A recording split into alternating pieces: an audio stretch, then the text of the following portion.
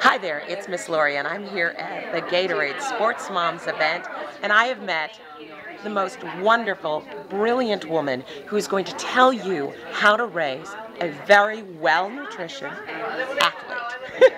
Hi! Hey, Lori, how are Thanks you? so much for being here. Let everybody know who you are, what you do, and why we should be listening to you for sure. My name is Leslie Bonci. I am the Director of Sports Nutrition, University of Pittsburgh Medical Center, Dietitian 2, six-time champion Pittsburgh Steelers, Woo! Pittsburgh Penguins, Pittsburgh Pirates, Milwaukee Brewers, and Cleveland Browns, but not quite as much with them. As well as the Pittsburgh Ballet, universities, and college high school athletes. My goodness, that's quite a nameplate you've got going on there. But you know what I loved in listening to you today is that you kept it short and sweet. You let us know as sports moms that we needed to think about shop, had to think about what we put inside our children and not so much what we put on the outside in terms of what they're wearing. And I really want my viewers to know, because I know that it's so important for all of us to do the best by our children, but often we're just so bogged down with so many things that we have to do and what we have to know, that you really got it down to the minute. So we need to do some time management in our nutrition,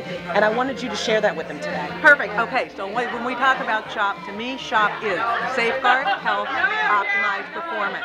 This is the role that we all play to help our kids be the best they can on and off the playing field. Secondly, I like to think about the food and fluid as the internal equipment. All your kids have things that they wear on their body, their shoes, etc., but if they are not fueled and hydrated, they're not equipped. No, they are not. They absolutely are not. You're right. Now, you told me that before they do their workout, they should be chugging 20 ounces of fluid.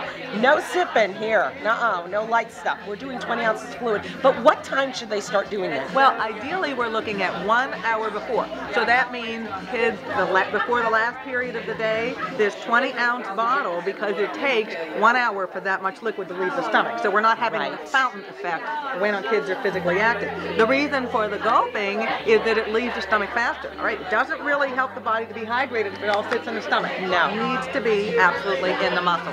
So the other thing that needs to happen before, not only the fluid, but some fuel, a little bit, baseball-sized amount of food. So, for instance, if somebody says, well, I can't eat anything, do a sports drink, that's food and fluid together. Or somebody might say, I'll do water and a granola bar. That would work. Absolutely. And during, also important. We got to get in the fluid when the body's physically active. We cannot depend on these kids to say, I'll drink when I'm thirsty. No. Do you hear that, my son Skylar? Do you hear that? When I run out in the middle of halftime and I give you a drink, this is why. Is on a schedule, drinking regularly. Typically, kids anywhere from 10 to 20 or a little bit more ounces of fluid per hour, gulp, not sip. Absolutely. And then after, for that recovery, we've got some important muscle chow happening too. After, within 15 to 30 minutes. I like the idea of within 15, something in the body afterward. Both carbohydrate, protein together. And so, we could do something like a Gatorade Recover. We could do something like a yogurt. If we can keep it cold, we can do a low-fat chocolate milk. If we can keep it cold, we could do even some trail mix. Again, the amount of food size of baseball. But we have to do it. So I don't want to hear that excuse, too tired to chew. Absolutely not. No, does not work. Not at all.